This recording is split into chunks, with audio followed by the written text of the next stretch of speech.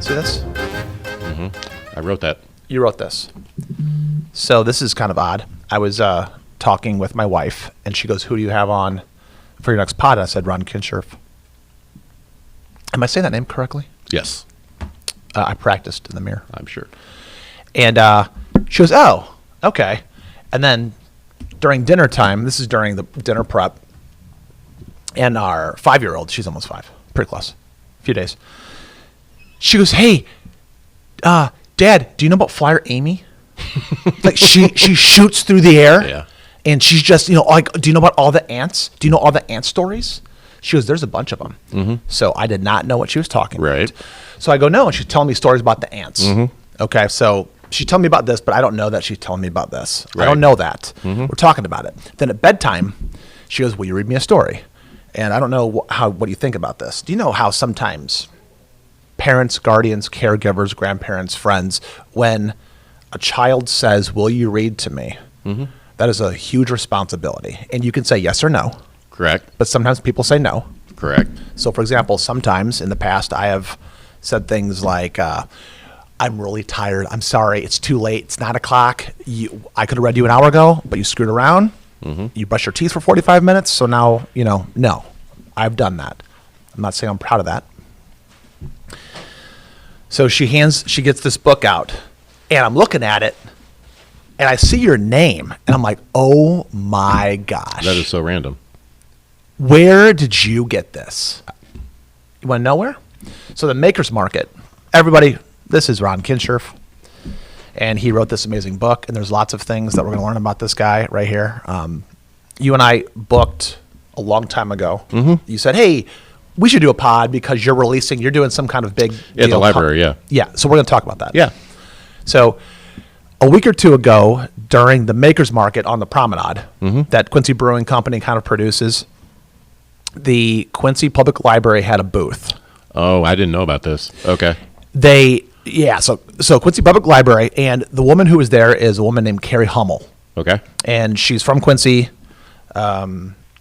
went to grade school and high school here, and then she left for decades, and she's pretty educated and very experienced and knows how this stuff works. Comes all the way back, and I see her at a booth. Mm-hmm. And she is handing out all of these different books to people, and she's reading to kids, and there's kids just flocking around this whole tent, and there's dozens of kids holding your books. And I didn't know. I saw the kids doing it, and I saw this book, but I'm not putting two and two together because Right. I'm probably got a beer in my hand, probably not paying attention because it's a party. Yeah. And so full circle, I start reading this book, and I can't tell you how much I enjoyed this. Well, thank you. This is fantastic. So the story, you've got an illustrator here named Holly Brogard. Brogard. And she will be at the library with me on Saturday. So she's going to make the trip down. Well, let's go ahead and talk about what's going to be happening. And then I've got questions about this book and why you turned into a children's book writer in Quincy. Okay. This is kind of amazing. So what's going on Saturday is the library's had the big read for a number of years where they were going to author National Endowment of something or other provides money through a grant. And so the library can bring in authors. This is like the 8th or 9th year they've done a children's author. And I got a email from the folks at the library saying they picked me. And I was flabbergasted, for lack of a better term. I was like, "Why do you want to pick me?" And she goes, "We've read your stuff. It's really good." And I was like, "Great, yeah." And so they bought a series. They bought all the books. And this is the one they picked, I'm With Me. So what's going to happen is on Saturday, we're going to have, hopefully, a bunch of kids show up with their parents, and I'm going to read that book. And you're reading specifically this one? That one, I'm With Me. And then I'm going to go in the process. I got a PowerPoint of how me and Holly and me, create books. And from the first book, we go into the character development and all that type of stuff. And then we kind of or whatever that word is, go into I'm With Me and some of the stuff that we did with I'm With Me that's different than some of the other books. So it's a presentation I modified from some stuff I do at schools. But I'm hoping, I hope some people show up. That's always a fear, is you never know if anybody's going to come or not. So But yeah, that's what's going on Saturday. I mean, again, they bought 500 books from me, and I didn't know they were handing them out at Maker's Mark. But if you show up, you'll get a book. And yeah, there were kids flocking around. Yeah, it's really cool. This past weekend. Yeah, and looking at all your stuff. Hopefully they'll head over to Enchanted across the street and buy the rest of the series. So we're talking October 5th. Mm-hmm. Saturday. What time? Saturday, 10 o'clock, 10 to 11. And what's also cool is piggybacking off that is I called the Art Center, and they're going to have my illustrator go over, and they're going to do a workshop on making comic strips. So that sold out. So they've got 15 kids coming in there. What's the etiquette? Am I breaking etiquette if I talk a little bit about this book and kind of what the conversation it created? Oh, no, not at all. No. So that's what it's for. I mean, people ask me why I write this stuff. And obviously it's fun. And I can delve into that a little bit more, why it's laid out the way it is. But I want the books to stimulate conversation. And especially that book with your daughter would be a good one to stimulate conversation, because it's a book about being independent and being okay with yourself and being okay to be by yourself. Yeah. And that's kind of what happened to me. My father passed away when I was very young, so I just spent a lot of time by myself and make up games, all that type of stuff, and you have to be comfortable with that. And that's what the story is about, is all the adults are worried about this aunt that wanders to the edge of the patio because she's by herself, and she says, I'm okay, I'm with me.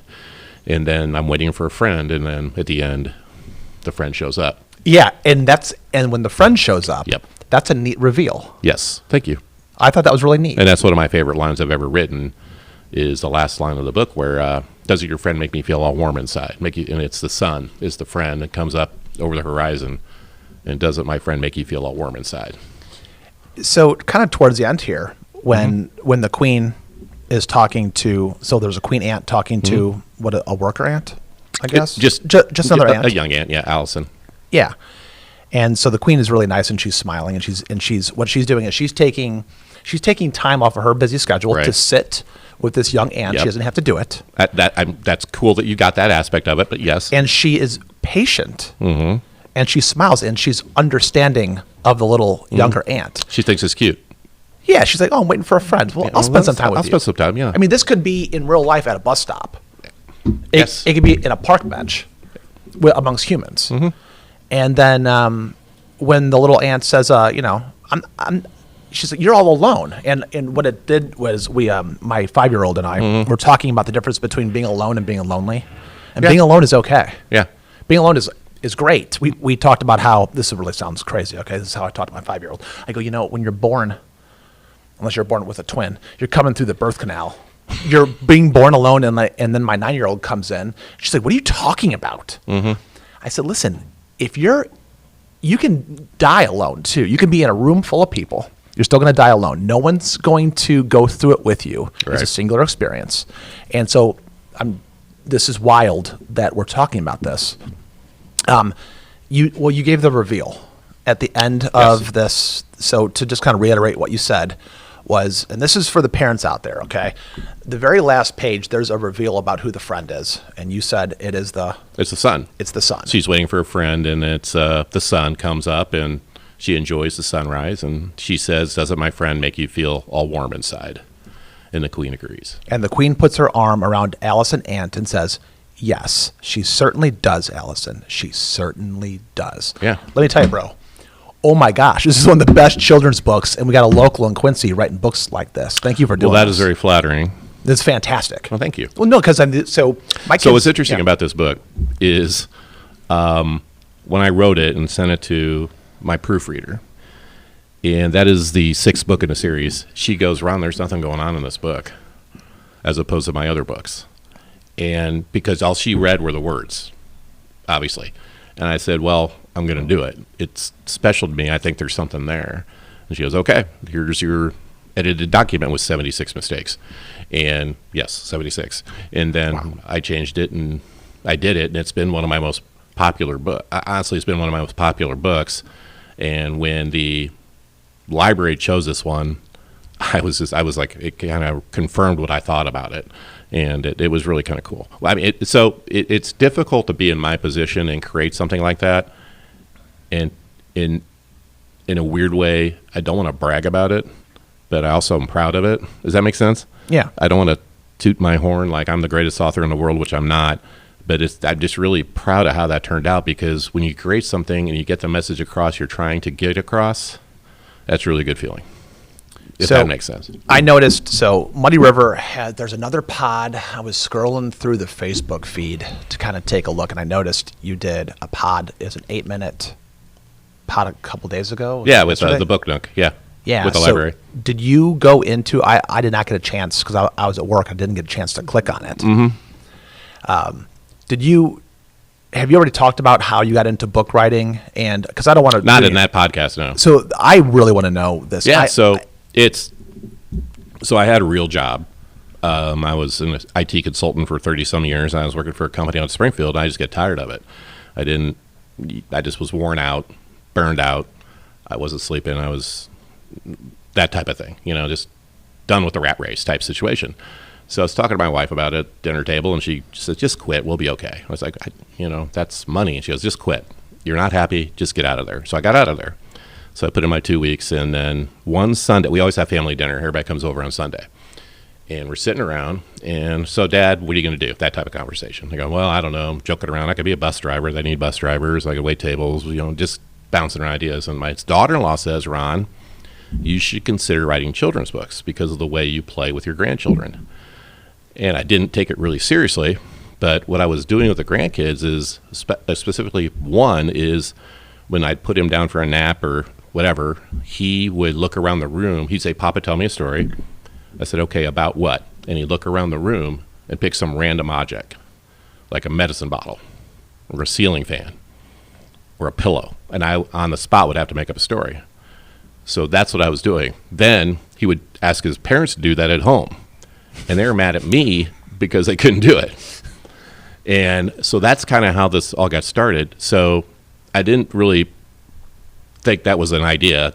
This is like, okay, that's cool. Let's talk more about driving buses or whatever, or DoorDash, whatever. And I was outside barbecuing one night, and my grandson was there. He was 3 or 4 at the time, and he starts stomping on all the anthills. I mean, just, how kids do. Mm-hmm. So I'm just sitting there watching him. It's like, you know what? I really don't think the ants like that. And I started imagining how the ants feel underneath my brick patio, having their homes destroyed. And I pictured the ceilings crumbling and the walls falling apart. And these poor ants are thinking, what? My world's coming to an end. So I wrote a story about it. I wrote a story about anthills being stomped on from the ants' point of view. And that's how this all started. Is there an actual children's book that you can find that has that story, or just it's mine? Pardon? Mine. Yeah. So that's the first in the Baker Patio series. Well, okay. So when you said "Papa, tell me a story," Papa, tell me a book. So I took some liberty. My name of my company is Papa, tell me a book. Okay. So I think that sounds better than Papa, tell me a story. Papa, tell me a book. It's cute. Thank you. And then you've got the Baker's Patio. So the this Baker's is a Patio series. So yeah, the first book in the series was the Baker's Patio, and it's about ants having their anthills crash and how they deal with it. Okay, and finding out what was destroying their homes, and I don't want to give and how to deal with that situation in a smart way. So that's the first in the series. And after I wrote that, I started getting more ideas about what could happen to these guys that live underneath a patio. I got one written about what they do in a storm. I got one written about it's kind of a migrant type of story where if other colonies are destroyed and ants visit the Baker's Patio colony, how they are treated when they arrive. I got one written it's not printed yet, but I got one written like that. I've got one written about an ant getting stuck in a spider web and the ant's going to have to rescue him. Just all these other. I've got one where the queen's by herself. There's not a king, which after I wrote about 4 or 5 of these, a friend of mine goes, Ron, I love how you have a matriarch running this colony. And then it hit me. I was like, my dad died when I was 5. That's what I lived through. I never had that. Yeah. So that's the queen running this. And so I have a story where the queen goes on her first vacation and she goes south to a farm and lives on a brick wall. And I have one after she leaves, a story where the prince runs things for the first time and completely screws things up. So I've got a bunch of these written, including the ones I have out. I just kept getting ideas, and I still do. And I just keep writing. Have you introduced a king yet? I have a book written where the king dies.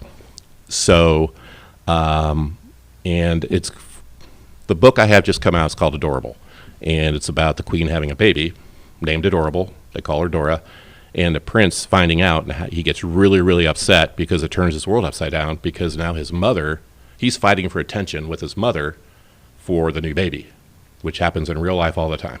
Yeah. So that's what the new book is about right now. So what I've done is rewritten this book about the king. It's called The King is Dead, where the king dies and Dora finds out. No, I can't remember. Anyway, the king dies, and it deals with how the queen tells her son, or doesn't tell her son, who's very immature and doesn't fully understand what is happening. Because that's what happened to me. The queen says, your daddy's not coming home anymore. He goes, well, he's at work. No, he's not coming home anymore. He's with grandma. So he'll be back tomorrow. That type of stuff, that conversation, that's what happened with me. So I've got that written. How old were you? 5 or 6. When your dad passed? Yeah, 5 or 6. Okay. So I wrote that one night. The gal told me it did about, it's interesting you have such a strong matriarch. And I thought, you know what, I got to. So basically what happens is the king decides to go out and have a fly around the patio with his buddy, basically. And there's a council. They have council meetings with all the different types of ants. Real quick, is the king a buffoon, or is the king like a royal, like smart, intelligent? He's smart, intelligent, but his character really isn't developed in any of the books. Okay. He's there for a page and flies off. Now Okay. the queen is the perfect woman almost to a degree. She's smart, she's wise, she knows how to treat people equally, that type of stuff. She's in charge of the colony, and she settles things down. That's the perception. And again, it's probably just how I view my mom, honestly. But so I would love to put out every single one of these books. They're not cheap to produce. That's the situation. So if that makes sense. Without giving like financials Yeah. about how much it costs, can you kind of give me a feel when you say they're not cheap? So I think everything is really expensive now. I think I think my home insurance has now just jumped the shark. Because my home insurance was like less than $3,000 when I bought it, Yeah. and now it's almost $5,000. I view that as extremely expensive. I'm guessing these are thousands and thousands and thousands of dollars to try to get a publisher to do this. Who is the publisher? I am. So that's Jeez. So I'm the publisher, but there's no additional cost to self-publish other than printing. So, I mean, I've been very fortunate in the quote-unquote team I put together. Like my proofreader's free. That's rare. It's a gal I went to high school with. And then I have to pay my illustrators, and that's the biggest cost of all. I pay to print them, but I use a local printer. And I have there's like a co-op, Indies United Publishing House. It's a co-op of authors to kind of help each other out. They help me get them posted on Amazon and that type of thing. Okay. So I feel like I owe you money for this particular book. that's what it's paid for. The library bought it. The You can library buy all bought the it. other ones. You can go across the street, get the other 9. Yeah, maybe I will. So the library buys them? So for this little read, they got the funding. Yeah, this is So they bought 500 books to give to kids, which is freaking awesome. it's amazing. Yeah. Yeah, it's the 2024 NEA Big Read Yep. program. So this is really interesting. And then there's all of these sponsors, like the Community Foundation. Yeah. This is really neat. And from a financial, I mentioned the cost of, I'm in the red. Yeah. Okay. Them buying 500 books for me is huge because I gave them, I took like 30% off all that type of stuff, obviously. But that's just huge. It basically can pay for another book. So what happens now if, from a marketing perspective, to really get, so I think this book, I'm not saying this because we're doing a pod. I thought this, I think you may have given me a book a while back. Well, you looked at a few books at one. before we did. Yeah, when you found out I was an author, I have some, and I gave you some, and you took a look at them. Yeah. Yeah. But this particular one, it's if any of the rest of your books are this special, you're probably sitting long term, I think, on a relative gold mine, because I think they're that good. Now, I say relative because I don't know if it's going to make you like $50 million. I don't know. But I think you should be, they're so good, you should be getting out of the red pretty quickly here. How long does it take you to make one of these? From the time that you start scribbling? Right. To, if everything goes well, 4 months. Okay. And that's writing, proofreading, storyboarding, illustrating, publishing. Now, that's me working in my own little world.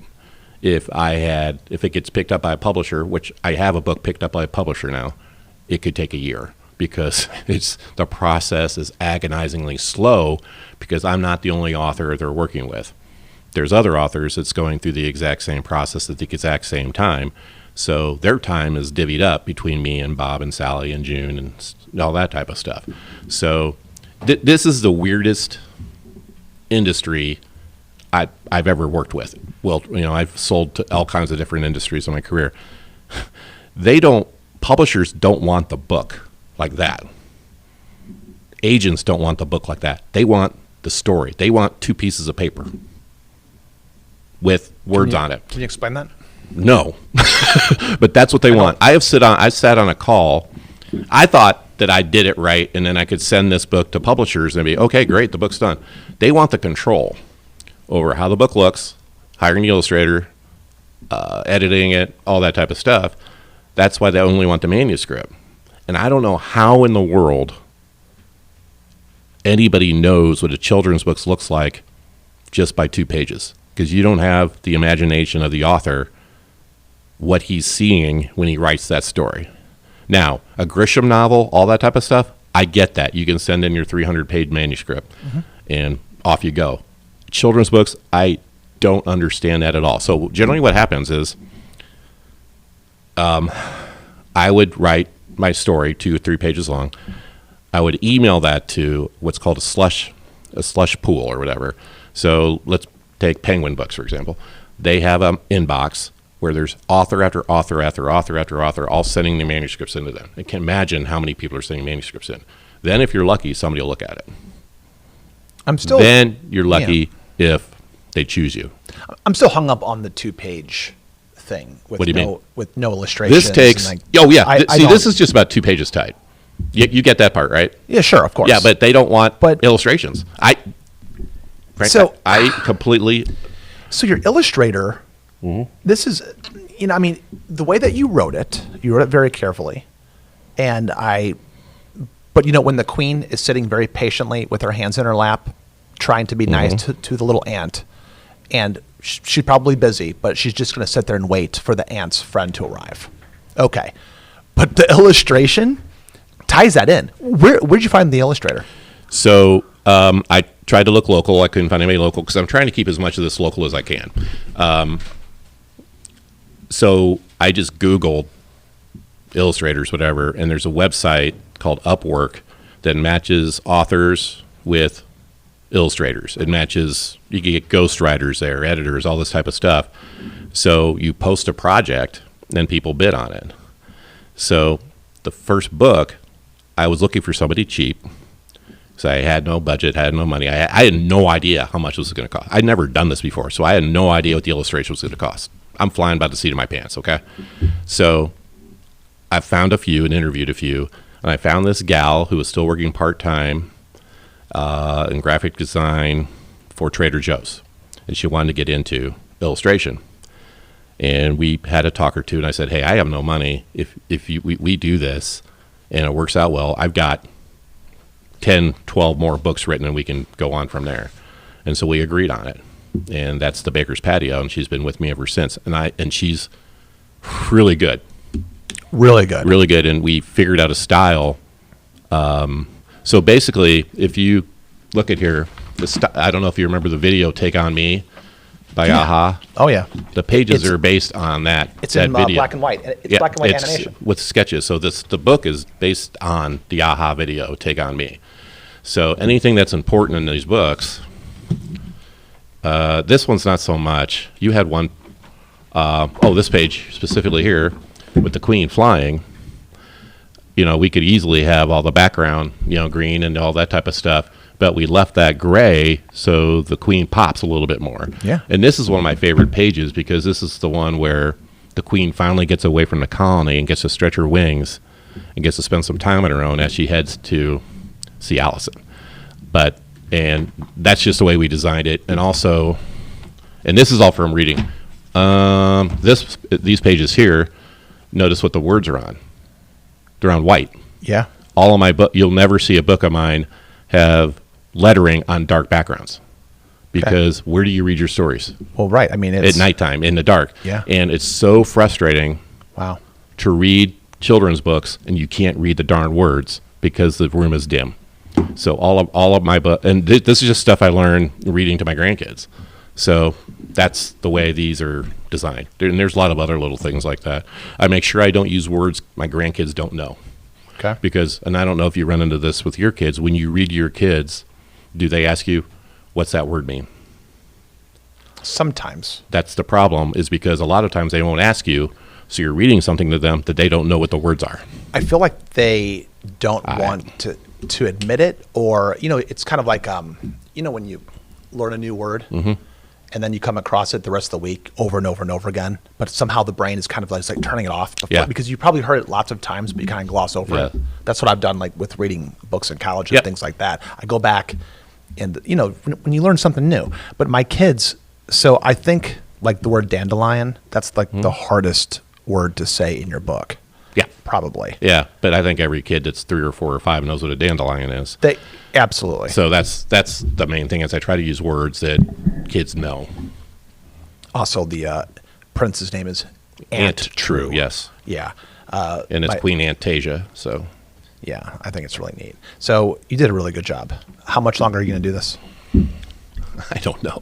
I mean, how many books do you have total? So this is I have 11 6. out. I have 11 out because I just released the 8th in this series, and I have another series that is about a grandfather putting his grandson down for a nap. Basically what I described earlier, and the grandson picks the topic. So the grandpa has to make up the story on the spot. One's about a ceiling fan, one's about a blanket, and the other one's a Christmas book about elves. So the kid picks elves. So it's illustrated kind of like in a Winnie the Pooh watercolory style. The little boy falls asleep and dreams the end of the story. And then it goes into a South Park type illustration. Very childish, very simple, I shouldn't have said another very, but you know what I'm saying. And then at the end, it combines the two types of illustrations. The little boy wakes up at the end and makes some smart comment or something like that. Well, for our listeners, if you have any kids and you want something to do on Saturday at 10 o'clock on the 5th of October, go to the library to get this book. It is worth it. You can't find this on Amazon, can you? Oh, yeah. You can? Yep. Well, crap. Yeah, and they're available in Enchanted, Neiman's, discount bargains out on 24th Street. First of all, shame on me for going straight to Amazon and not saying this all the shop Yellow local Kiss places. Boutique has them. I got an Amazon problem in my house. I have an Amazon problem in my house. Most of us do. Yeah, no, I mean, random packages are coming out of Amazon. They're on the stoop. Every time I come home from work, there's Amazon stuff on the Is that because of you or your wife? Oh, I want to blame it on my wife, but it's probably my fault. But so, there's just things that are just cheaper, easier. It's very convenient. simple. You snap your fingers, boom, it's on my phone. It shows up in a day or two. It's right there, boom. I don't even have to worry about it. But it's fantastic. So you have other... You have other interests, and one particular interest that you mentioned was Q&D basketball. And my question for you is... It's youth sports, basically. So what do you... I have a general question about youth sports and how it used to be when I was a kid, maybe when you were a kid. There weren't as many club sports Correct. as there are now. So I don't know. I heard this... somebody was talking about how club sports is ruining youth sports. Like club youth sports essentially is quote unquote ruining everything and ruining all the fun. I don't agree with that. But it depends on your definition of fun. It does. But when you were a kid, and you're not that old, how many club sports? There were none. Like zero? Zero. Not even club soccer? No. I'm before that generation. So I played Quincy soccer, CYO basketball, whatever sport was available, CYO, flag football. The Y had tackle, but there was no traveling anything. I did travel baseball, didn't travel basketball. When we were in high school, we played in a league at QU, at Quincy College then, against Quincy College players, against regular rec guys, against other high schools. That was our competition in the summer for like 3 weeks. It's completely changed. So we would play outside, neighborhood games where friends would travel to our house, or I'd go to another house. You play 3-on-3 or 4-on-4, or wiffle ball or whatever. There was nothing like this. How often did you play outside as a kid? Daily. Every day. So was it immediately Golf, after school? Wiffle ball, golf, whatever, flag football, wiffle, whatever. Not flag football, but two-hand touch. Depending on the time of year, after school or during the summer, whatever. Yeah. So are you aware of how out of control it is right now? Oh, gosh, yes. I have grandkids, and I have coached kids that have gone through all that. Okay. I coached freshmen at Notre Dame for a number of years. So. In basketball? Yes. So what do you like about basketball? I got a bone to pick. It's like dancing. Yeah. It's what do you have a bone to pick with basketball? I do. I played basketball in grade school. What definitely wasn't good enough to play in high school. That's probably why you don't like it. No. It's okay. I consider myself to be from the Jordan era. Okay. And now these kids growing up, well, not even kids growing up. How long has LeBron James been in the league? Long time. He's 16, 38. 17 years? I would say 20. He 20? came in out of high school, so. All right. Who's the GOAT? In terms of what? That's such a stupid question. Is it really? I mean, the greatest of all time. You have to look at generation. Greatest of what? I mean, nobody makes an argument for Oscar Robertson being the greatest of all time. He's one of the few players that averaged double figures in assists and points. But it's a different generation. I mean, do you have to do it by era? I think that's part of it, but I also think you have to do it by position because certain players are required to do certain things. Who had 11 championships, Oscar Robertson or Elgin Baylor? I would think Elgin Baylor did because, if he had any, because he was on the Lakers. Right now, Bob and David Adam. Well, Bill Russell had the most, obviously. But Bill Russell had 11. But between Elgin Baylor, the question was between Elgin Baylor and Oscar Robertson. Who has more championships? Does Oscar Robertson have one? Yeah, with the Royals, I think. Jeez. So, Milwaukee? Oh, that's right. He was on the Bucks. Do you have to break this down by era in order to be fair? I think you do. Or by but position? That's also, I think, the thing about you can't be the greatest unless you won a championship is nonsense. Right. But I don't. It's tough. It's tough because the game changes. I definitely don't think LeBron's the GOAT. Okay. But I mean, I'm going to get a lot of hate mail for this. I don't think you'll get any mail because nobody mails anymore. You might get hate email. I'm going to get hate comments. That's fine. It's like, this guy, he's not, where's Shuckman? Like, kick this. Oh, Matt? Okay. It's like, why is Frank crossing into other people's territory? You're not, everybody can have an opinion. Yeah. But it's just interesting. Like, when did you start playing basketball? I mean, like when I was 5. 5? Mm-hmm. And then was there a park district back then? For basketball, I played CYO. So how I fell in love with basketball is after my dad passed. Okay, my brother played it was CB back then. So I vividly remember. Did you go to CB? Let me finish the story. Yeah, go ahead. No, yes, I did. My brother went to CB, and I would go watch the sophomore games with my mom, sit on the side. And then we'd stay for the varsity games at the pit. That was the beginning of my love of basketball. And then I'd go home and play in the house, throw wide up socks and throw them at things and play basketball in the house. So CB wasn't around. I went to Notre Dame. So CB was before QND. Right. Yeah. I just not aware of. And I just grew. Basketball for me, it's like when I did play-by-play for basketball, it's like a dance. Because if you're not all on the same page, you're not going to be successful. To me, it's like the ultimate team sport because I don't know why, but it's just for me. Do you have a preference of college or NBA? I prefer to watch college, but I think I will watch NBA, but it depends on who I'm watching in NBA based on what they do. I'm not a big fan of you spread the floor, guy comes up and sets a pick, and then you go from there. I like to see some backside movement, stuff along those lines. Not necessarily plays, but actions off other actions, like Golden State, teams like that actually run something. I thought watching UConn play this year was unbelievable, some of the stuff they got out of their sets. Because they do stuff I'd never seen before. Do you have an opinion on if the NBA plays enough defense or not? I think that's a misnomer. I think they play more defense than people give them credit for. If you look at the shooting percentages of these teams, it's like low 40s. It's not very good. But you're also facing – the rules are in favor of the offense in the NBA because you can't play help defense because you can't help in the lane. You have to be in the other side, weak side of the lane, so that opens up all the driving areas. Right. And if you commit – that leaves people in that weak side corner to shoot the three. Which is happening all the time now. So I think that the rules are set up for scoring. But, yeah, I think that's and I've actually, when I was doing interviews when I was in the radio, I would talk to NBA coaches or people who coach in the NBA saying, they would say that the defense in the NBA is much stronger than people think. It's just the rules are designed for scoring because nobody wants to see 70 to 68 NBA games. So what's a college team that you like to watch? Mizzou. I went to Mizzou, so it's... Is there an NBA team that you like? I grew up as a Phoenix Suns fan because I didn't like the Boston Celtics, and Phoenix played them in the finals. I don't remember what year and almost beat them. So that's how I became a Phoenix Suns fan. It's kind of ludicrous, but that's it. So do you go to? I mean, how many youth basketball games do you think you go to? Now it'll be a lot because I have grandsons playing basketball. Okay. Generally, not a lot. I mean, last year I coached 8th graders, so I went to a lot of 7th and 8th grade games. So how many grandkids do you have playing basketball?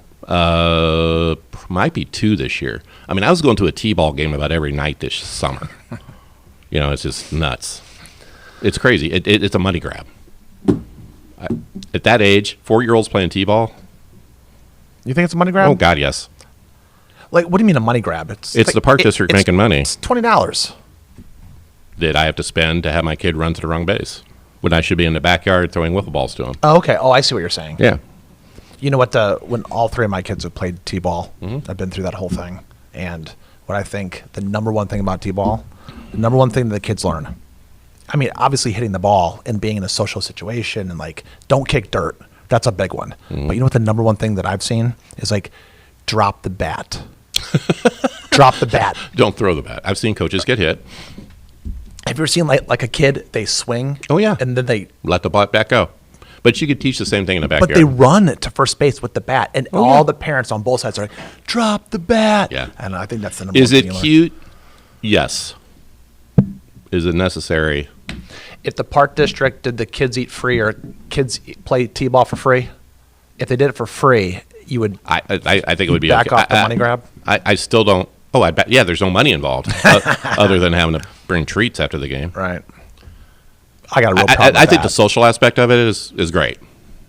The kids get to meet other kids or they're playing with kids in their class and all that. But I just think it's gotten out of control. 3-year-olds playing soccer. I mean. What about first graders playing travel basketball?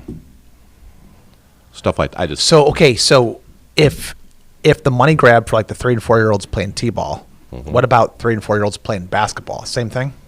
I don't know if there is any of that. But what happens if they introduce that? It's a money grab. My grandson played Y, and they basically played tag. Yeah. I mean, basketball's a really hard game to play at that level because you got to dribble, you got to rebound, you got to do all this other stuff. You got to know who you're guarding. But they let you carry the ball around, and you can bounce I'm not denying. I understand that. They're really nice to them. But if they would I think the time would be better spent if they just put everybody.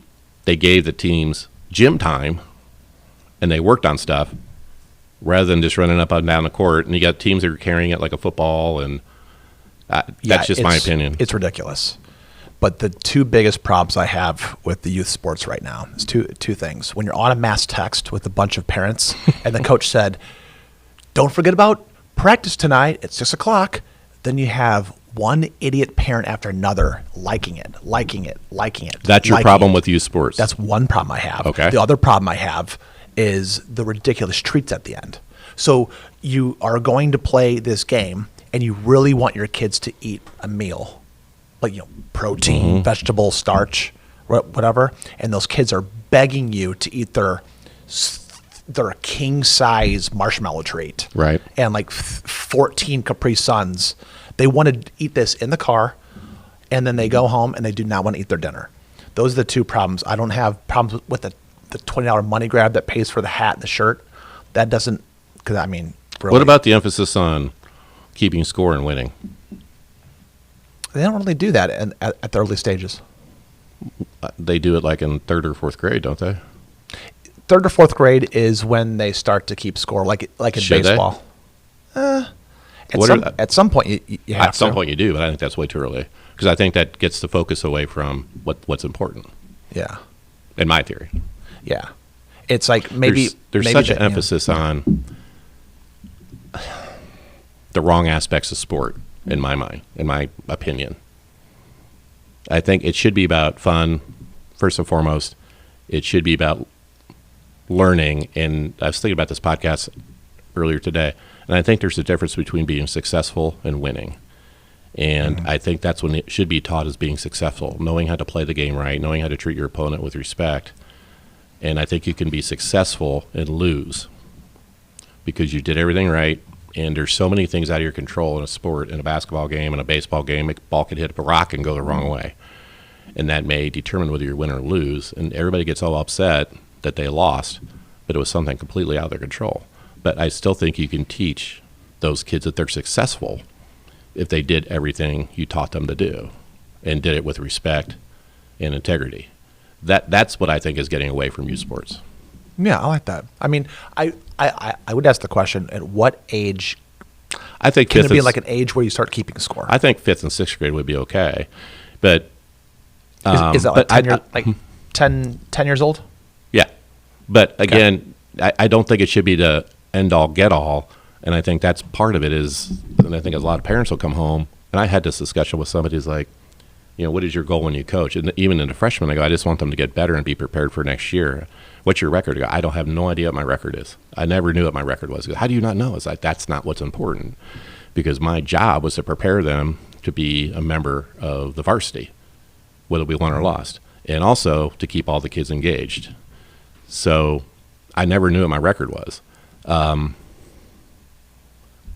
I don't know how else to answer that, but that was my goal. What you're saying is, I wanted them to be successful 3 years from now. That's more important than the freshman having a 10-1 season. Nobody's going to remember the 10-1 season they had. Everybody's going to remember whether they won a regional or a sectional. It's true. And when you're totally focused on youth. And if you go back and ask the players what they remember most, it's a bus ride to Pittsfield, or in a locker room where some kid put his pants on backwards. Mm-hmm. It's not the game they played at Camp Point where they won in the last minute. Mm-hmm. That's what the kids remember. Or the Christmas songs you sang on your way back from Macomb. Yeah. That's what, to me, what sports is all about. You know what you could do? Maybe here's a book idea for you. I got to tell you what my grandson wants me to do, but go ahead. No, yeah, I think if these ants can play some basketball, you can rap, which by the way, you're doing really well without my advice. Oh, that's fine. But you could do the life lessons with the sports and the ants and like all of that stuff. I have a book written.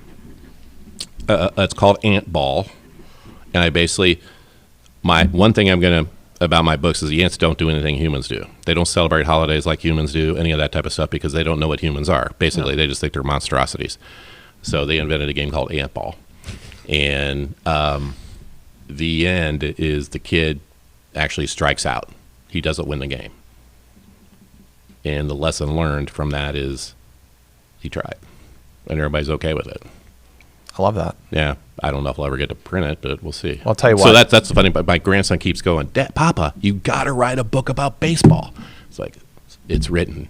You want to give me the thousands of dollars to do that, son? I'll be happy to get that book going. Well, but there's so many more I want to do. It's crazy. How many more books do you think you got in you? Oh, I don't even know how to answer that. I mean, until I get bored. I mean, I'm having a blast. Again, it's a financial. I hate to say this because it's very rewarding. What you have told me, like the first 15 minutes of this, was incredibly rewarding. That is so rewarding. But there's also the business aspect of this. The question I get a lot from friends and people is, how's it going with your books? That is so hard to answer because I'm losing money. So that's not good. Right. But what you just told me is it's going well. I got a publishing deal. That's great. The library picked me. That's awesome. I'm getting asked to do other things associated with writing. That is awesome. But I've been in the business world for so long that I'm not. You know where I'm coming from? No, I'm losing money. It's a business. You're not 4 and 5 years old and 7 years old, so it's okay for you to keep score. There's keeping score. There's all different ways to keep score. Oh, well, and I'll tell you, like Smiles is a big way I keep score. That's Hugs one way. is a big way because when I go to schools, and one thing I'm gonna get out, when I go to schools, I will not go without books. So I try to find a sponsor that'll buy books for me to take and give to kids because kids don't have books anymore. Yeah. But the hugs and the smiles and kids want your autograph and all that kind of stuff for the 5 or 10 minutes I'm there, if I'm ever having a bad day, that helps tremendously. Well, I want to thank you for coming on. Oh, yeah. Thanks for having me. So October 5th, Saturday, 10 a.m. This pod will probably post. Are you going? I feel compelled. You already to go. got the book, though.